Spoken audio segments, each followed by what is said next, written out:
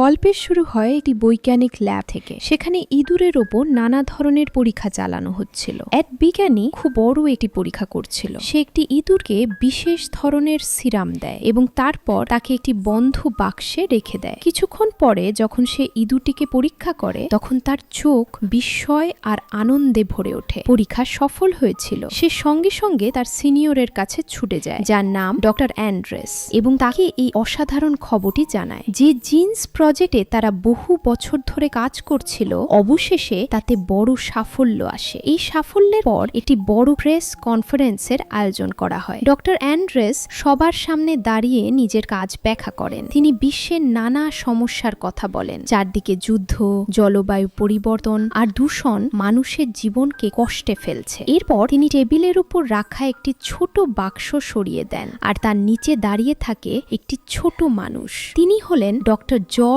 Gen, এই প্রজেক্টের প্রধান বিজ্ঞানী। তাকে দেখে সবাই একেবারে চুপ করে যায়। ডক্টর জর্জ জানান তাদের টিমের 32 জন সদস্য, যার মধ্যে তার স্ত্রীও আছেন, নিজেদের ইচ্ছায় এই প্রক্রিয়ার মধ্য দিয়ে গেছেন এবং এখন সবাই মাত্র 5 ইঞ্চি লম্বা। তিনি সবাইকে আশ্বাস দেন যে এই প্রক্রিয়া সম্পূর্ণ নিরাপদ এবং এতে কোনো ব্যথাও নেই। নিজের কথা প্রমাণ করার জন্য তিনি এটি ট্রলিতে করে বাকি টিমের সদস্যদের নিয়ে আসেন। সবাই বিস্ময়ে তাকিয়ে থাকে। ট্রলির ওপর অনেক ছোট মানুষ হাত নাড়ছিল। ডক্টর জর্জ জেন বলেন এটি এক নতুন যুগের সূচনা এবং 5 বছরের গোপন পরিশ্রমের ফল। এই পরীক্ষায় পৃথিবীর কতটা উপকার হবে তা দেখানোর জন্য এক সহকারী একটি ছোট প্লাস্টিকের থলে তোলে। সে বলে এই ছোট থলেতেই গত 5 বছরে এই 32 জন মানুষের সম্পূর্ণ বর্জ্য জমা হয়েছে। তাদের ধারণা ছিল একেবারে পরিষ্কার, মানুষ ছোট হলে কম জায়গা নেবে, কম খাবার লাগবে, সবকিছুই কম ব্যবহার করবে।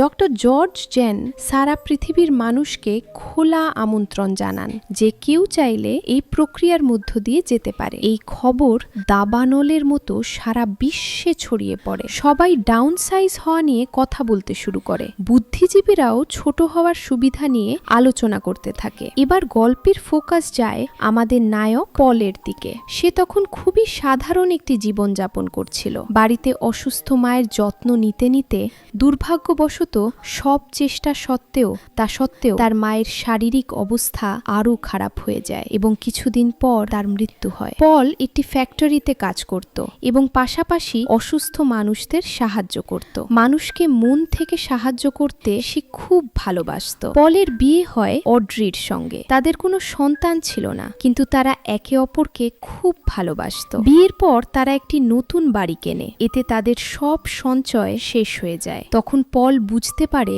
নিজের স্বপ্ন পূরণ করা কতটা কঠিন আর ব্যয়বহুল। এক সন্ধ্যায় পল আর অড্রি বন্ধুদের সঙ্গে একটি পার্টিতে যায়। এই পার্টির মূল আকর্ষণ ছিল দুজন ছোট মানুষ, যারা এখানে ডাউন সাইজিং এর সুবিধা বোঝাতে এসেছিল।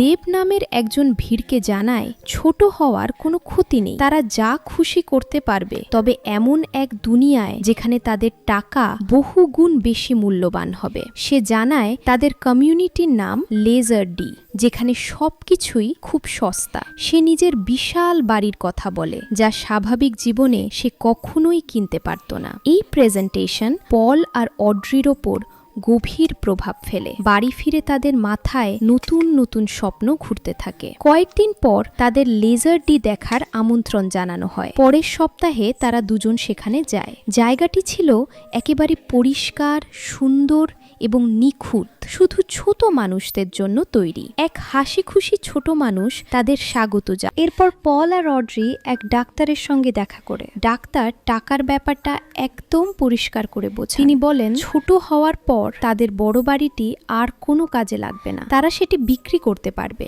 আর সেই টাকায় লেজারে তারা ভীষণ ধনী হয়ে যাবে। সেখানে সবকিছু এত সস্তা যে যত খুশি খরচ করলেও তাদের টাকা কখনো শেষ হবে না। শেষ পর্যন্ত পর্যন্ত দুজন মিলে ছোট হওয়ার সিদ্ধান্ত নেয়। পল তার কাজে গিয়ে সহকর্মীদের জানায় যে আজ তার শেষ দিন। সে বলে সে ছোট হতে যাচ্ছে এবং লেজারে নিজের জীবনের নতুন শুরু করবে। সবাই তার জন্য খুশি হয় এবং শেষবারের মতো তাকে বিদায় জানায়। এটি ছিল বন্ধুদের সঙ্গে তাদের শেষ দেখা, কারণ তারা জানতো ছোট হওয়ার পর আর কখনো দেখা হবে না। তারা নিজেদের বাড়ি বিক্রি করে দেয়, প্রক্রিয়ার জন্য বিয়ের আংটি খুলে ফেলে এবং পুরনো জীবন ছেড়ে দেওয়ার জন্য প্রস্তুত হয়। পরের সকালে তারা আরও অনেক আশাবাদী মানুষের সঙ্গে লেজার স্টারের বিশেষ বাসে ওঠে। বাসটি তাদের নিয়ে যায় একটি বিশাল ফ্যাক্টরিতে, যেখানে মানুষকে বদলে ফেলার কাজ হয়। সেখানে তাদের সিদ্ধান্ত বদলানোর জন্য একবার শেষ সুযোগ দেয়া হয়। এক অফিসার জিজ্ঞেস করে, আপনাদের মনে কি কোনো সন্দেহ আছে? কেউ কি আপনাকে জোর করে বাধ্য করছে? পল আর অড্রি দুজনেই পুরো আত্মবিশ্বাসের সঙ্গে জানায় যে তারা নিজেদের ইচ্ছেতেই এসব করছে। তাদের জানানো হয় পুরুষ আর নারীদের প্রক্রিয়াটা আলাদা আলাদা জায়গায় হয়। দুজন শেষবারের মতো একে অপরকে জড়িয়ে ধরে এবং প্রতিশ্রুতি দেয় ওপাশে আবার দেখা হবে। পলকে তার নির্দিষ্ট এলাকায় নিয়ে যাওয়া হয়, যেখানে অনেক নগ্ন পুরুষ দাঁড়িয়েছিল। তাদের ছোট করার প্রস্তুতি পুরো জোরে চলছিল। শরীরের সব লোম পুরোপুরি শেভ করে ফেলা হয়। যেসব দাঁত নষ্ট বা পচে গিয়েছিল সেগুলো তুলে ফেলা হয়। এসব কিছুই অচেতন অবস্থায় করা হয়েছিল, তাই পল কোনো ব্যথা বা অস্বস্তি অনুভব করেনি। অচেতন হওয়ার পর পলকে একটি বড় উন্নত মেশিনে রাখা হয়। এই প্রক্রিয়াটি প্রায় 20 মিনিট ধরে চলে। সব শেষ হলে পল একেবারে নিখুঁতভাবে মাত্র 5 ইঞ্চি লম্বা হয়ে যায়। নতুন করে ছোট হওয়া মানুষদের এরপর একটি রিকভারি এলাকায় নিয়ে যাওয়া হয়, যেখানে সবকিছুই তাদের নতুন সাইজ অনুযায়ী বানানো। সেখানে আগে থেকেই ছোট হয়ে যাওয়া ডাক্তাররা উপস্থিত ছিলেন। পলের যেসব দাঁত তুলে ফেলা হয়েছিল সেগুলোর জায়গায় ছোট কৃত্রিম দাঁত লাগানো হয়। অনেকক্ষণ পর পলের জ্ঞান ফেরে। সে তখন একটি ছোট বিছানায় শুয়েছিল। এটি নার্স, যে নিজেও আকারে ছোট, তাকে সাহায্য করে বলে সে পুরোপুরি ঠিক আছে এবং পুরো প্রক্রিয়াটি সফল হয়েছে। নার্স পলকে ছোট কাপড় দেয় এবং সঙ্গে একটি বড় বিস্কিট এনে দেয়, যা পলের নতুন দৃষ্টিতে এটি সোফার কুশনের মতো লাগছিল। কিন্তু পল নিজের কথা ভাবছিল না, তার চোখ শুধু তার স্ত্রীকে খুঁজছিল। ঠিক সেই সময় তার ফোন বেজে ওঠে। কলটি ছিল অড্রির। তার কণ্ঠে ভয় আর অনুশোচনার ছাপ স্পষ্ট ছিল। সে যা বলল তা শুনে পল পুরোপুরি ভেঙে পড়ে। আসলে শেষ প্রক্রিয়ার সময় অড্রি খুব ভয় পেয়ে গিয়েছিল। নিজের চুল শেভ হতে দেখে সে আর সহ্য করতে পারেনি। সে এই প্রক্রিয়া থেকে পিছিয়ে আসার সিদ্ধান্ত নেয় এবং সুবিধা কেন্দ্র ছেড়ে চলে যায়। আর ঠিক সেই সময় পল পুরো প্রক্রিয়াটি সম্পন্ন করে ফেলে। এখন সে মাত্র 5 ইঞ্চির মানুষ।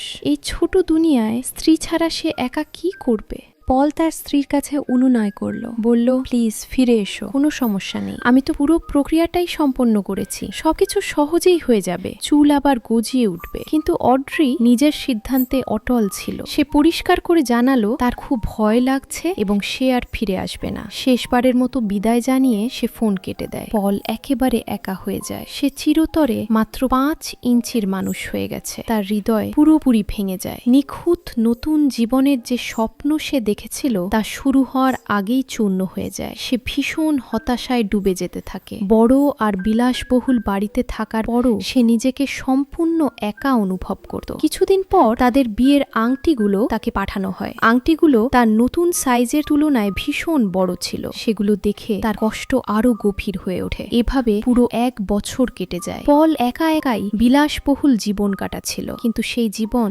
ভাগ করে নেওয়ার মতো তার পাশে কেউ ছিল না। মাঝে মাঝে সে তার বন্ধু দেবের সঙ্গে দেখা করত। দেব তাকে বোঝাতো, এখানে অনেক মেয়ে আছে, কাউকে না কাউকে তো পেয়ে যাবে, এত ভাবছিস কেন?